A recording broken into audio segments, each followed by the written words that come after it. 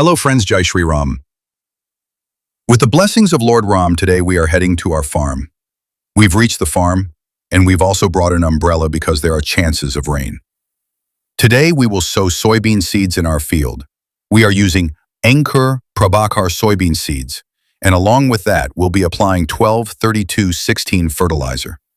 Here you can see the seeds and fertilizer are ready.